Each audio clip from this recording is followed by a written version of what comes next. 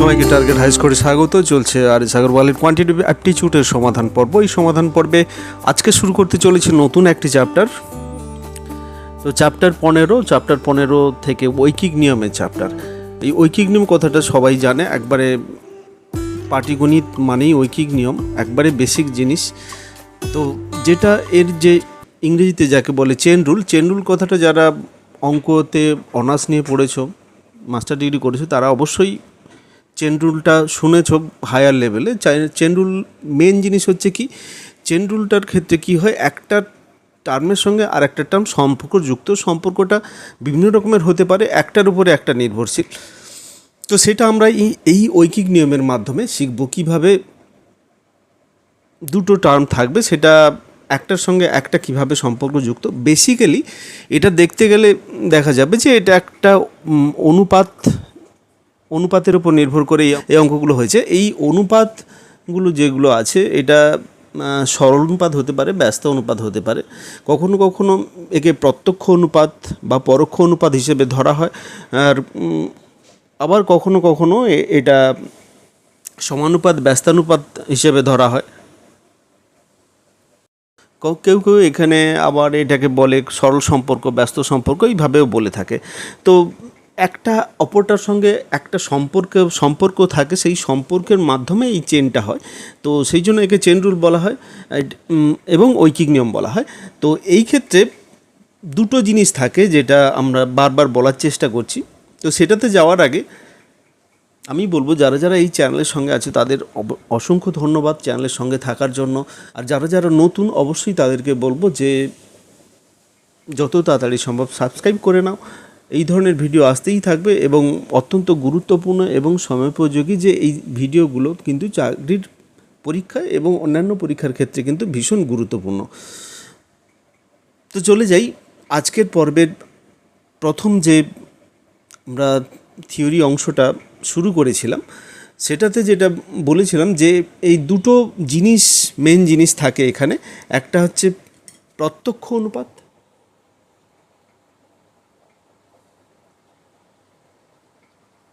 এই প্রত্যক্ষ অনুপাত এটাকে সমানুপাত হিসেবেও বলতে পারি, কিংবা সরল সম্পর্ক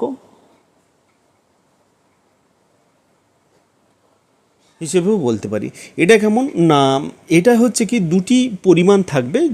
এই যে দুটি পরিমাণ, এটা পরিমাণের প্রত্যক্ষ অনুপাত বা সমানুপাত হবে। যদি একটা পরিমাণ বৃদ্ধির সঙ্গে সঙ্গে যদি আর অপরটা পরিমাণ্ড সমহারে বৃদ্ধি হয়, বা একটার হ্রাসের সঙ্গে সঙ্গে অপরটা সমহারে হ্রাস হয়, তো এইটাকে আমরা বলবো প্রত্যক্ষ অনুপাত বা সমানুপাত বা সরল সম্পর্ক। একটা এক্সাম্পল দিলে ভালো করে বোঝা যাবে যে দুটো টার্ম, ধরো একটা দূরত্ব আর একটা সময়। তো সময়ের সাপেক্ষে যদি একটা নির্দিষ্ট সময়ে একটা নির্দিষ্ট দূরত্ব অতিক্রম করে, ধরো 5 মিনিটে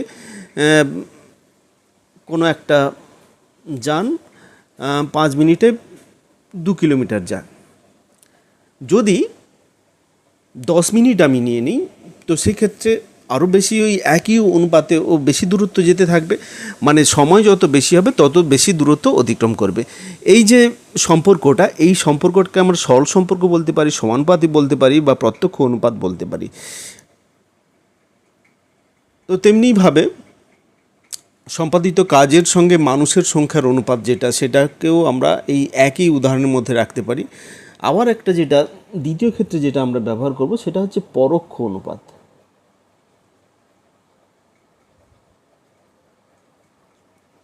বা একে ব্যস্তানুপাতও বলতে পারি, বা এটাকে বিপরীত সম্পর্ক ও বলা যায়।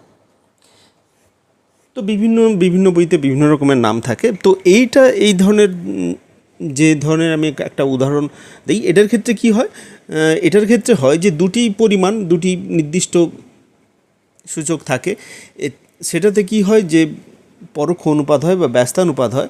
একটার পরিমাণ বৃদ্ধির সঙ্গে সঙ্গে অপরটার হ্রাস পায়, সমহারে হ্রাস পায়। এটা একটা এই সমহারে ব্যাপারটা গুরুত্বপূর্ণ।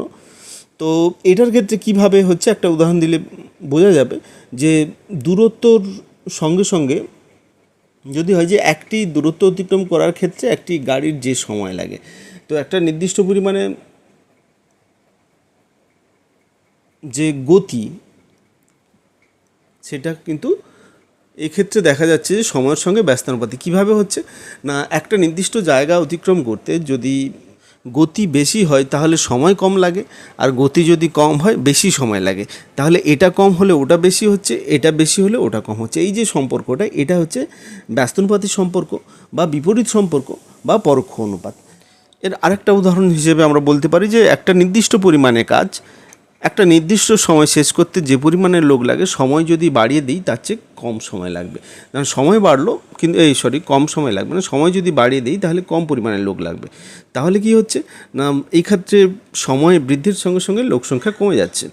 তো একটা বাড়ছে, একটা কমছে, একটা কমছে, একটা বাড়ছে। এই যে সম্পর্কটা, এটা হচ্ছে পরোক্ষ অনুপাত বা ব্যস্তানুপাত কিংবা বিপরীত সম্পর্ক। এই দু ধরনের জিনিস থাকবে। তো এইটা নিয়ে আমরা ক্যালকুলেশন করব, বা একটা যদি এক্সাম্পল আমি এখানে দেই তাহলে সহজে বুঝতে সুবিধা হবে। এরকম আছে যে যদি 36 জন লোকের একটি কাজ করতে 25 ঘন্টা সময় লাগে, তাহলে 15 জন লোকের ওই কাজটি করতে কত সময় লাগবে। মানে 36 জন লোক, তাহলে এখানে লোক সংখ্যা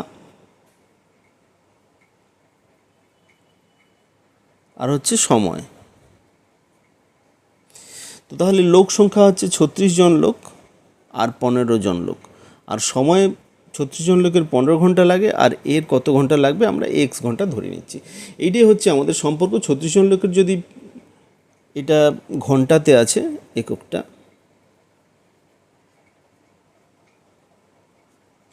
তো 36 জন লোকের 25 ঘন্টা লাগে, তাহলে 15 জন লোকের কত ঘন্টা লাগবে। তো এটা এই যে সম্পর্কটা, এই সম্পর্কটা আমাদের সরল সম্পর্ক না ব্যস্ত সম্পর্ক দেখে নিতে হবে।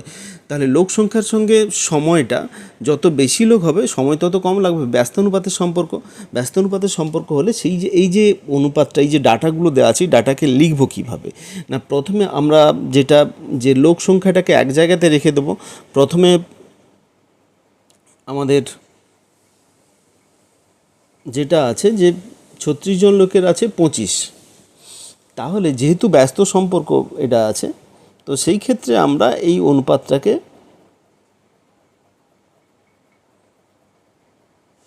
সমানুপাত 25:x। কিন্তু এই যে এটা ব্যস্ত সম্পর্ক কীভাবে হলো না, হচ্ছে এই 15টা আমাদের আননোন ছিল, তার সঙ্গে তার সেই অনুপাতে সেই জায়গাতে এখানে কিন্তু 25 ব্যবহার করেছি, আবার 36-এর জায়গাতে কিন্তু এখানে এক্স ব্যবহার করেছি। 36টা কিন্তু জানা ছিল, 36 জন লোকের 25 দিন সময় লাগে। তো এই যে বিপরীতভাবে লেখা হচ্ছে, তার মানে এটাকে এইভাবে লেখা যাবে 15/36 = 25/x। এইখান থেকে আমরা এক্স বের করে নিতে পারবো। যদি বিপরীত সম্পর্ক থাকে এভাবে লিখব, আর যদি সরল সম্পর্ক থাকে তাহলে আমরা এটা অনুপাত এটা সমান এটা অনুপাতে, সমানুপাত এটা অনুপাত এটা, সেটা সিম্পলভাবে লিখবো। বিপরীত অনুপাত থাকলে বিপরীতভাবে, বা এটা এভাবে লিখতে পারি, এটা অনুপাত এটা সমান এটা অনুপাত এটা, এটা বিপরীত সম্পর্ক। আর সরল সম্পর্ক থাকলে এটা অনুপাত এটা সমানুপাত এটা অনুপাত এটা। তো এভাবে আমাদের ক্যালকুলেশনটা করতে হয়। সরল সম্পর্কের যদি একটা উদাহরণ দিই, সরল সম্পর্কের ক্ষেত্রে যেমন কি যে এই রকমের যদি বলি যে 5 ঘন্টায় কোনো একটা গাড়ি 5 ঘন্টায় যদি 25 কিলোমিটার যায়, তাহলে সে 10 ঘন্টায় কত কিলোমিটার যাবে, এটা এক্স আমি ধরে নিলাম। তো তাহলে এটার ক্ষেত্রে আমরা কি করব, যে দুটো এর অনুপাত যেভাবে রাখলাম সমানুপাত দিয়ে সেই একই ক্রমে আমরা এর বাকি ডান দিকের অনুপাতটাকেও লিখব। এটা অনুপাত এটা সমান এটা অনুপাত। ব্যস্তানুপাত থাকলে এটা অনুপাত এটা সমানুপাত এটা অনুপাত উল্টে লিখতাম। তো এইটাকে এখান থেকে আমরা এক্স বের করব, আগে ভগ্নাংশে পরিণত করে দিই, এটার সমানুপাতের জায়গায় সমান চিহ্ন বসাবো, 25/x সমান, তাহলে এক্সের মান হবে কত, 25 × 10/5, তার মানে 5 × 5 = 25, মানে 50। তাহলে বোঝা গেল যে 5 ঘন্টায় যদি সে 25 কিলোমিটার যায়, তাহলে 10 ঘন্টায় সে 50 কিলোমিটার যাবে। এটাই হচ্ছে উত্তর। এভাবে আমরা সমানুপাত কিংবা ব্যস্তানুপাতের ক্ষেত্রে কিংবা সরল সম্পর্ক বা ব্যস্ত সম্পর্কের ক্ষেত্রে আমরা এই ঐকিক নিয়মের মাধ্যমে অঙ্ক কষতে পারি। এবারে আমরা সরাসরি অঙ্কে চলে যাব অনুশীলনীতে। তো এই ক্ষেত্রে এই ঐকিক নিয়মের চ্যাপ্টারে এক্ষেত্রে কিন্তু বিশেষ কোনো স্পেশাল সূত্র নেই, এটা সবই অনুপাত সমানুপাতের যে সূত্র সেই একই সূত্র লাগবে। তো সেই জন্য এই চ্যাপ্টারের থিওরি বা সূত্র খুব সামান্য কিছুই। তো শুরু করা যাক আজকের প্রথম অঙ্ক যেটা বলেছে, যদি এক্স মিটার তারের দাম ডি টাকা হয় তাহলে ওই একই দামে ওয়াই মিটার তারের দাম কত হবে। তো এক্স মিটার তারের দাম ডি টাকা, একবারে ঐকিক নিয়ম বলতে আমরা যেটা বুঝি সেটা এই নিয়মে যদি করি যে এক্স মিটার তারের দাম হচ্ছে ডি টাকা, 1 মিটার তারের দাম হবে ডি বাই এক্স, আর ওয়াই মিটার তারের দাম হবে D by X into Y. তার মানে কত হচ্ছে ডি ওয়াই বা ওয়াই ডি বাই এক্স টাকা। এটাই হবে উত্তর। এটা ডির দাগের অপশানটা কারেক্ট অপশান। এটাতে আর আমি অনুপাত সমানুপাতের ব্যাপার করলাম না, সিম্পল এটা একটা ঐকিক নিয়ম, যেটা আমরা ঐকিক নিয়ম ছোটোবেলা থেকে করে এসেছি সেই ঐকিক নিয়মের সূত্র এখানে কোনো অনুপাত ইউজ হলো না, সিম্পলভাবে করা যাচ্ছে, তো সিম্পলভাবেই করা হলো। এরপর চলে যাচ্ছি নেক্সট অঙ্কে। নেক্সট অঙ্কটা কী বলেছে একবার দেখে নিই। এটা বলেছে 5.5 ডজন কলমের দাম 1287 টাকা যদি হয় তাহলে 16টি কলমের দাম কত হবে। তো এই 5.5 ডজন কলম, এই যে এই ডজন, এক ডজনে হয় 12টা, তাহলে এইটা হবে সমান কত, 12 5 60 শূন্য, 6 হাতে 12 5 60, 6 66, একটার আগে দশমিক, তাহলে মোট কত হচ্ছে 66টি। তাহলে আমাদের যে এখানে সম্পর্কটা হবে কি না, কলম হচ্ছে 66 অনুপাত 16 সমানুপাত, আচ্ছা এটা সরল সম্পর্ক। তো কিভাবে হচ্ছে না, জিনিসের যত দাম বাড়বে কলমের পরিমাণ যত বাড়বে তত তার মোট মূল্যের পরিমাণ বাড়বে। সেক্ষেত্রে আমরা এভাবেই করতে পারি, এটাকে সিম্পল ঐকিক নিয়মেও করতে পারি। যেহেতু এটা সরল সম্পর্ক সেহেতু সরলভাবে এটা লিখব, যে প্রথমে দুটো আমরা এখানে পরিমাণটা সংখ্যাটা লিখলাম এবং তার দামের পরিমাণটা লিখলাম। প্রথমটার দাম এটা, দ্বিতীয়টার দাম এটা। তো এইরকমভাবে আমরা একে যদি ভগ্নাংশ করি, 66/16 সমান হচ্ছে কত, 1287 বাই এক্স। এখান থেকে আমরা এক্সের মান বের করব, এক্স ও পাশে যাবে, 66 এ পাশে আসবে, 16 এ পাশে গুণ হয়ে যাবে। তার মানে কি 1287 গুণিতক 16 বাই 66। এবারে এটা কাটাকাটি করব, কাটাকাটি করলে যেটা আসবে সেটাই হবে উত্তর। 11 দিয়ে যদি কেটে দিই এটা 6 হবে, এটা হবে 11 × 11, 11 11 × 11, 11 7 77, 6 এটা 3 2 2 3 6 8 16। আচ্ছা এটা আবার 3 দিয়ে কাটবে, 3 3 9, 10 11 27, 9 3 27। আচ্ছা এই দুটো যদি গুণ করি, 39 গুণিতক 8 9 72, 7 হাতে 8 3 24, 24 7 31, 312 টাকা। তাহলে আমরা যেটা পেলাম যে এই ক্ষেত্রে 16টি কলমের দাম যেটা পাবো 312 টাকা। সিট দাগের অপশানটা কারেক্ট অপশান। নেক্সট অঙ্ক বলেছে 357টি আমের দাম 1517 টাকা 25 পয়সা হলে 49 ডজন আমের আনুমানিক দাম কত হবে। তো এটার ক্ষেত্রে আমের সংখ্যা বাড়লে তার দাম বাড়বে, তো সেক্ষেত্রে এটা সিম্পল সরল অনুপাতে হবে, সমানুপাত হবে। তো সেটাকে আমরা এভাবে লিখতে পারি 357 এখানে আমের পরিমাণটা 49 ডজন আছে, একবারে গুণ করেও লিখে দিতে পারি, বা এটা গুণিতক 12 এটা রাখতে পারি সমানুপাত। তাহলে প্রথমটার দাম হচ্ছে এইটা, দ্বিতীয়টার দাম এক্স ধরে নিচ্ছি। এইখান থেকে আমরা এক্সের মানটাকে বের করে নেব। এক্সের মানটা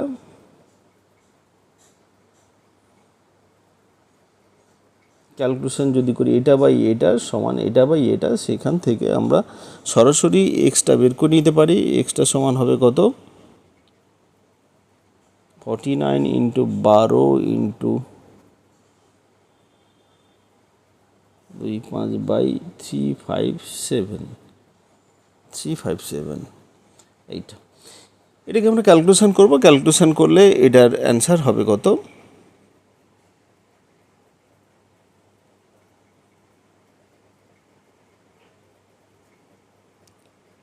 2499। তো এই ক্ষেত্রে অ্যাকচুয়াল এটা উপরেরটা যদি গুণ করি তাহলে উপরেরটা গুণ করলে আসছে 892,143, 8,92,143 বাই 357। তো এইটাকে ভাগ করলে এইটা আছে। তো এটার কোনোটাই এর মধ্যে মিলছে না। যদি উত্তর লিখতে হয় সেক্ষেত্রে আমরা এর কাছাকাছি যেটা সেটাই অ্যান্সার হিসেবে চুজ করব। তো সেক্ষেত্রে এটাকে আমরা লিখতে পারি 2500 টাকা, প্রায় 2500 টাকা আনুমানিক মূল্য বলেছে, সেই জন্য এটা আমরা এটাই রাইট অ্যান্সার হিসেবে ধরবো। এক্ষেত্রে কিন্তু আগে একবার বলেছিলাম যে নেগেটিভ মার্কিং থাকলে সেক্ষেত্রে আমরা এইভাবে আমরা অ্যাপ্রক্সিমেট মান ধরবো না, কিন্তু এটার ক্ষেত্রে যেহেতু আনুমানিক মূল্য বলে দিয়েছে তাহলে সেক্ষেত্রে কিন্তু এর কাছাকাছি মানটা ধরলে কোনো অসুবিধা নেই, সেটাই হবে রাইট অ্যান্সার। তাহলে এই ক্ষেত্রে ডির দাগের অপশানটা কিন্তু রাইট অ্যান্সার। এরপরে চলে যাচ্ছি নেক্সট অঙ্কে। নেক্সট অঙ্কটা কী বলেছে একবার দেখে নিই। 4 দাগের অঙ্ক। এটা বলেছে যদি 1/4 কেজি আলুর দাম 60 পয়সা হয় তাহলে 200 গ্রামের দাম কত পয়সা হবে। তো 1/4 কেজি মানে 1 কেজির 1/4, 1 কেজি হলে আমাদের হয় 1000 গ্রাম, তার 1/4 ভাগ মানে হচ্ছে 250 গ্রাম। তো এই 250 গ্রামের দাম যদি 60 পয়সা হয় তাহলে 200 গ্রামের দাম কত হবে সেটা বের করতে হবে। এটাও সরল সম্পর্ক বা সমানুপাতিক সম্পর্ক। তো সেই ক্ষেত্রে এটা প্লেন ঐকিক নিয়মেও বের করতে পারি, কিংবা এটা সূত্র অনুসারে যদি বের করি তাহলে 250/200 সমান 60/x। তো এবারে এটার ক্যালকুলেশন করব। ক্যালকুলেশন করলে সিম্পল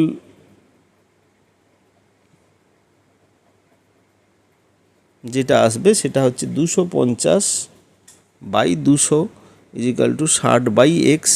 এখান থেকে আমরা x বের করব। x সমান হবে কত, 60, এটা ওপাশে গুণ হয়ে যাবে 200 বাই এটা নিচে আসবে মানে 250 এখানে নিচে থাকবে। তো একটা শূন্য কেটে দিলাম, এখানে 5 দিয়ে কাটলে 5 4 20, এটা 5 5 25, 12 5 60, 12 4 48 হবে এর অ্যান্সার। এক্স সমান হচ্ছে 48 পয়সা এককটা হবে। তাহলে এর দাগের অপশানটা কারেক্ট অপশান। এখানে উত্তর হবে 200 গ্রামের দাম হচ্ছে কত, 48 পয়সা। নেক্সট অঙ্ক 5 দাগের অঙ্ক বলেছে যদি 11.25 মিটার সমান আকারের লোহার রডের ওজন 42.75 কেজি হয় তাহলে ওই একই আকারের 6 মিটার লোহার রডের ওজন কত হবে। তো যত বড় লোহার রড হবে তত বেশি ওজন হবে, এই ক্ষেত্রে সমানুপাতিক সম্পর্ক। তো সেই জন্য আমরা কি করব, যে প্লেন ঐকিক নিয়মে এটা ব্যবহার করতে পারি যে এত মিটার আকারের রডের ওজন যদি এত কেজি হয়, 1 মিটারের কত কেজি হবে আর এই 6 মিটারে কত কেজি হবে সেটা বের করতে পারি। কিংবা এটা যেহেতু সরল সম্পর্ক 1.25 মিটার আর এটা 6 মিটার, অনুপাত 6 মিটার সমান হচ্ছে 42.75 কেজি, তার সঙ্গে এটা সমানুপাত দিতে পারি বা একেবারে সমানও লিখে দিতে পারি। এক্ষেত্রে আমাদের এমসিকিউর উত্তরটা শুধুই বের করতে হবে, আমাদের যে প্রসেস অনুযায়ী সবসময় ক্যালকুলেশন করতে হবে এমনটা নয়। সেক্ষেত্রে আমরা এখানে সমান ইউজ করে ক্যালকুলেশন করে নিতে পারি। তো যত কম সময়ে ক্যালকুলেশন করা যায় ততই বেটার। তো এক্ষেত্রে এগুলো বাই হয়ে যাবে। তো এক্সটা তাহলে এক্স এখান থেকে কি আসবে, এটা বাই এটা সমান এটা বাই এটা। তো এক্স ওপরে উঠবে, এটার নিচটা ওপাশে গিয়ে গুণ হবে, তার মানে এইটার সঙ্গে এটা গুণ হবে বাই এটা হবে। 42.75 গুণিতক 6 বাই 11.25, এই দুটো গুণ হচ্ছে বাই এটা। তো সমান এই দুটো ক্যালকুলেশন করব, ক্যালকুলেশন করলে এই ক্ষেত্রে আমাদের যে মানটা আসবে সেটা হচ্ছে কত, 22.8 কেজি। এককটা হবে কেজি, কারণ এটার ওজন চেয়েছে আর এটা কেজিতেই ব্যবহার করা হয়েছে, সেই জন্য এটা হবে উত্তর 22.8 কেজি। এর দাগের অপশানটা কারেক্ট অপশান। নেক্সট অঙ্ক 6 দাগের অঙ্ক দেখে নিই। ম্যাপের স্কেলে 0.6 সেন্টিমিটার 6.6 কিলোমিটার ইঙ্গিত করে। যদি ম্যাপের ওপরে দুটি বিন্দুর দূরত্ব 80.5 সেন্টিমিটার হয়, তাহলে ওই দুটি বিন্দুর মধ্যে প্রকৃত দূরত্ব কত হবে। অ্যাকচুয়াল কী হয়, যে আমরা যখন একটা কিছুর ম্যাপ তৈরি করি বা ম্যাপ দেখি একটা কাগজের মধ্যে, সেখানে ওয়ার্ল্ডের ম্যাপ দেখি, কোনো সময় একটা কাগজের মধ্যে ভারতের ম্যাপ দেখি, আবার ওই একই কাগজের মধ্যে আমরা দেখি একটা নির্দিষ্ট দোকানের বা নির্দিষ্ট জায়গার, যেখানে চাষ হয় এমন একটা জায়গারও ম্যাপ দেখি। তো বড় ছোট সব কিন্তু একটা A4 কাগজের মধ্যে দেখা যেতে পারে। তো সেই জন্য তাহলে কিভাবে হতে পারে, তো সেক্ষেত্রে কি হয়, যখন আমরা এটার পরিমাপ করি, দৈর্ঘ্য প্রস্থ বিভিন্ন রকমভাবে মাপ করি, সেক্ষেত্রে কিন্তু একটা প্যারামিটার ধরে নিতে হয় যে এই এককে এই দূরত্বটা ধরবো। তো সেই ক্ষেত্রে ওটা যখন 1 কিলোমিটার বা 10 কিলোমিটার ধরা হচ্ছে, ওই তো A4 কাগজে 10 কিলোমিটারের একটা করা সম্ভব না। সেই জন্য কি হয়, যে একটা নির্দিষ্ট ছোট জায়গাকে একটা বড় জায়গার হিসেবে ধরা হচ্ছে, তত গুণ করে ওটা ক্যালকুলেশন করে সেইভাবে ম্যাপ আঁকতে হয়। তো এখানে যেটা বলেছে যে এই 0.6 সেন্টিমিটার জায়গাকে আমরা 6.6 কিলোমিটারের ধরে নেওয়া হয়েছে। এখানে এটাকে 0.6 সেন্টিমিটারকে 6.6 কিলোমিটার বোঝাবে, এইভাবেই ধরা হয়েছে ম্যাপটা। তো এই ম্যাপের উপরে দুটো বিন্দুর দূরত্ব যদি 80.5 সেন্টিমিটার হয়, তার সেটা কত কিলোমিটার হবে, এটা বোঝা যাচ্ছে। এটা সরল সম্পর্ক, কারণ হচ্ছে কি, যে এই দূরত্বটা বাড়লে এটাও বাড়বে, আবার এটা কমলে এটাও কমবে। তো সেই ক্ষেত্রে 0.6 অনুপাত 80.5 এই দুটো আমাদের সেন্টিমিটারে আছে, ছোট করে দেওয়া আছে, সেটাকে যদি বড় করে করতে হয়, একটা এটার জন্য 6.6 বোঝাচ্ছে, আর বাকিটার জন্য কত হবে সেটা আমাদের বের করতে হবে। তাহলে x সমান হবে, এই দুটোর গুণ করব বাই এটা করব, সেটা সিম্পল নিয়ম, 80.5 ইন্টু 6.6 বাই 0.6। এটা যদি সিম্পল ক্যালকুলেশন করি, এটা ক্যালকুলেশানে আসবে কত, 885.5।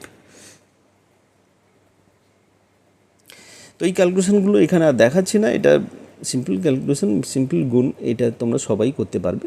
তো এটা হচ্ছে কত না, 885.5 কিলোমিটার। তাহলে ডির দাগের অপশানটা কারেক্ট অপশান। তো অঙ্কগুলো খুবই ছোট ছোট অঙ্ক, বেশি অঙ্ক, এই যত বেশি ক্যালকুলেশন করব আমরা সহজেই এটাকে এক্সের মানটা কীভাবে বের করব সহজেই পেয়ে যাব। নেক্সট অঙ্ক দেখে নিই, 7 দাগের অঙ্ক। এটা কি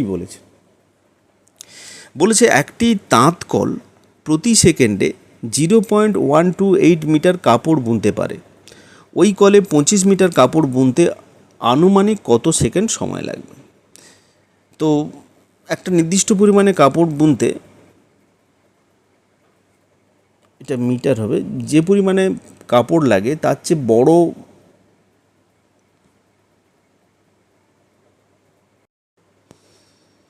কাপড় বুনতে তার চেয়ে বেশি সময় লাগবে।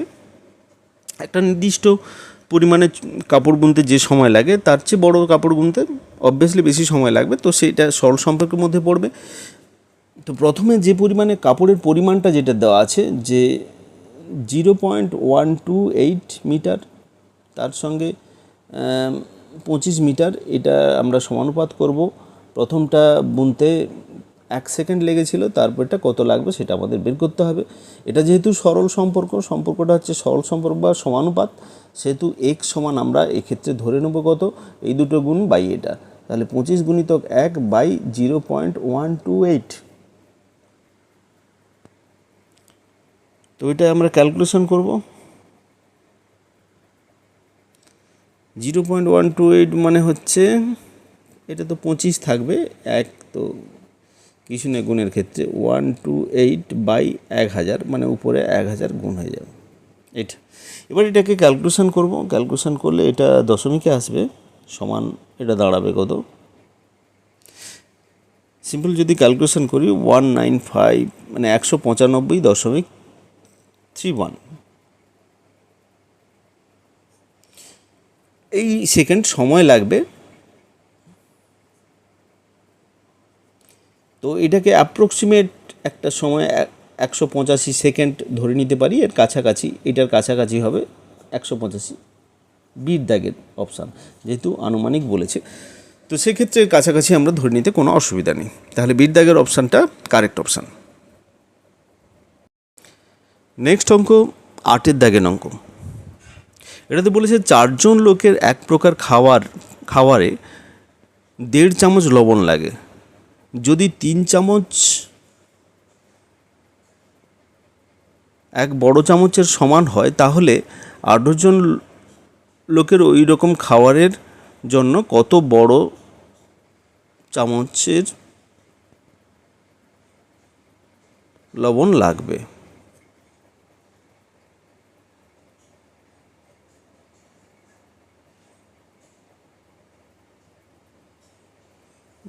কত,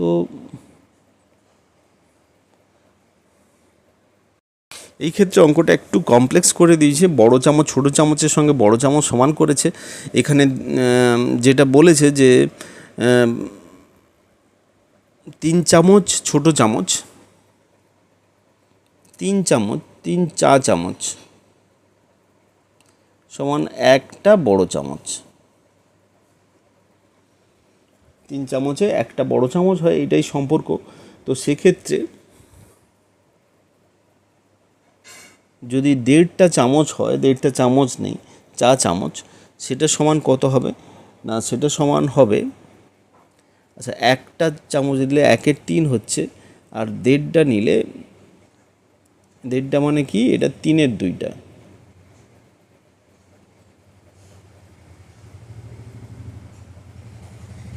মানে হাফটা বড় চামচ।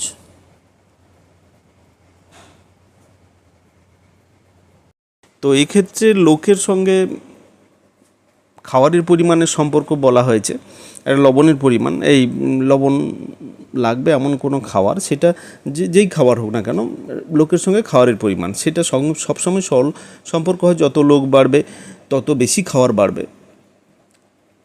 তো সেক্ষেত্রে এটা সরল সম্পর্ক হবে, সেটাকে আমরা প্রথমে লোক সংখ্যা এখানে 4, আর একটা সংখ্যা আছে 18 জন, 4 জন 18 জন এই অনুপাত হবে, তার সঙ্গে সমান আমরা করব কত না, সেক্ষেত্রে এক্ষেত্রে আছে হাফ, আর এটা এক্স। তো এই 18 জনের ক্ষেত্রে কত লাগবে সেটা আমরা জানছি না, সেটাকে আমরা এক্স ধরে নিচ্ছি।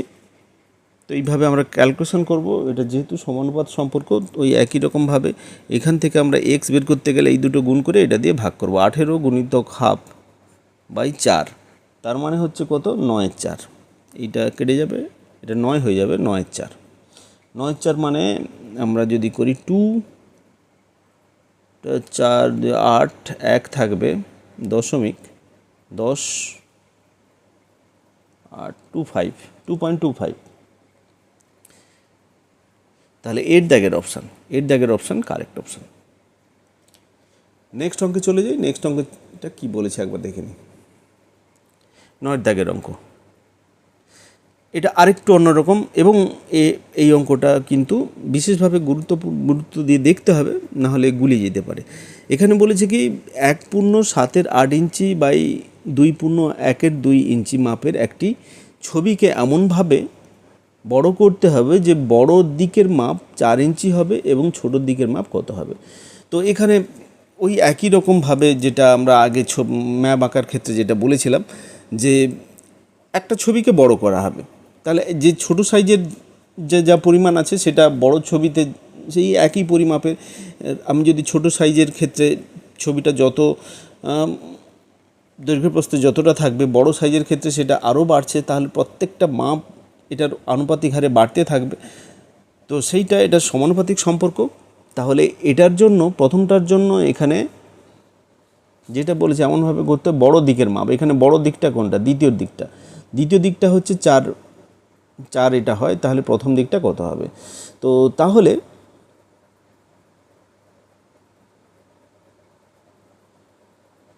এটা যদি এভাবে করি, এইটা তো সরল সম্পর্ক। এখান থেকে আমরা এক্স সহজে বের করে নিতে পারবো। এটা গুণিতক এটা বাই এটা, 4 গুণিতক 1.7/8 বাই 2.1/2। তো এটাকে আমরা ক্যালকুলেশন করব। এটা তাহলে হচ্ছে 4 গুণিতক 8 সাথে 15, 15 বাই 8 বাই 5/2। আচ্ছা, এটা কেটে যাবে, এটা 2 হবে, 15/2, আর এটা 5-এর 2 উল্টে যাবে, 2-এর 5, 5×3 = 15, এটা 2 দিয়ে কেটে যাবে, মানে হচ্ছে 3। তাহলে 3 হবে এদের সি এর দাগের অপশানটা কারেক্ট অপশান। তো এটা এভাবে করা যেতে পারে, এটা আরেকভাবে করা যেতে পারে, এটার সঙ্গে এইটার সঙ্গে এটা, আর এটার সঙ্গে কোনটা হবে সেটা সেভাবেও বের করতে পারি। তার মানে এটা অ্যাকচুয়াল এভাবে আরেকভাবে করতে পারি যে এখানে 2.5 ইঞ্চির সঙ্গে আমরা এইটার সঙ্গে অনুপাত করলাম 4, সমানুপাত 1.7/8 সঙ্গে আমরা এক্সকে অনুপাত করলাম। এখান থেকে আমরা এক্স বের করে নিতে পারি। এটা থেকেও এভাবেও করা যায়। নেক্সট অঙ্কে চলে যাই। 10-এর দাগের অঙ্ক। এটা কি বলেছে একবার দেখে নিই। এক ক্যান্টিনে এক সপ্তাহে 651টি কলা লাগে। এপ্রিল, মে এবং জুন মাসের জন্য মোট কতগুলি কলা লাগবে?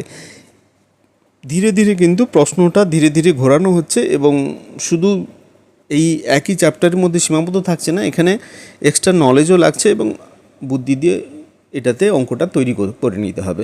একটু অন্যান্য জিনিসও কাজে লাগছে, শুধু এই অঙ্কের মধ্যে কিন্তু সীমাবদ্ধ নেই। তো এই ক্ষেত্রে বলেছে এক সপ্তাহে 651টি কলা লাগে। তাহলে এক সপ্তাহ মানে হচ্ছে 7 দিন, 7 দিনে লাগে 651টি কলা। আর এখানে কদিন মোট হচ্ছে? এপ্রিল, মে, জুন। তো সেক্ষেত্রে এপ্রিল আর জুন মাস 30 দিনে হয় আমরা জানি। তো মে মাস 31 দিনে, তাহলে 30, 31 আর 30, তার মানে কত হচ্ছে? 91। এই 91 দিনে কতগুলি কলা লাগবে সেটা আমাদের বের করতে হবে। তো অবভিয়াসলি যত দিন সংখ্যা যত বেশি হবে, কলা তত বেশি পরিমাণে থাকবে। তো এটাই হচ্ছে তাহলে সরল সম্পর্ক। তো সমানুপাত, এখানে সরল সমানুপাত ইউজ হবে। তো সেক্ষেত্রে দুটো কলার পরিমাণকে আমরা অনুপাত করলাম এইভাবে, তার সঙ্গে আমরা সমান দেবো কি না, দুটো এইখানে সময়ের পরিমাণটাকে সমান করলাম, তার সঙ্গে কলার অনুপাতটাকে এইভাবে আমরা সমানুপাত করে লিখব। তো এখান থেকে এক্স বের করতে হবে। এক্স বের করতে গেলে এই দুটো গুণ করব, 91 গুণিতক 651/7। তো এটা সিম্পল ক্যালকুলেশন করব। ক্যালকুলেশন করলে এটা আসবে কত? 8463।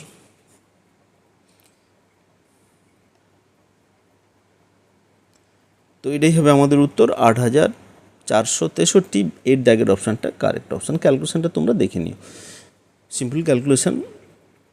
তো ক্যালকুলেশনগুলো আর করছি না। তো এইভাবে কিন্তু খুব সহজে এই অঙ্কগুলো, খুব ছোটো ছোটো অঙ্ক হলে কি হবে, এটা বিভিন্ন পরীক্ষায় আসে, এসএসসিতে আসে, আরআরবিতে আসে, ব্যাংকিং পরীক্ষাতে আসে, পুলিশ সার্ভিস পরীক্ষা আসে, এছাড়াও বিভিন্ন পরীক্ষায় বিভিন্ন সময় এসেছে। তো প্রথম থেকে শেষ পর্যন্ত তোমরা দেখতে থাকো। এই অঙ্কগুলো কিন্তু খুব একটা বড় নয়, সিম্পল ক্যালকুলেশান। এক্ষেত্রে আলাদা সূত্রেরও বিশেষ কোনো ব্যাপার নেই। তো ক্যালকুলেশানগুলো করতে করতে ধীরে ধীরে এই ক্যালকুলেশানগুলো কিন্তু খুব সহজে করতে পারবে। তো আজকের পর্ব এই পর্যন্তই। প্রথম থেকে শেষ পর্যন্ত তোমরা দেখো। ভিডিওটি যদি কাজের মনে হয় অবশ্যই বন্ধুদের মধ্যে শেয়ার করতে ভুলো না। পরবর্তী ভিডিওতে আবার দেখা হবে।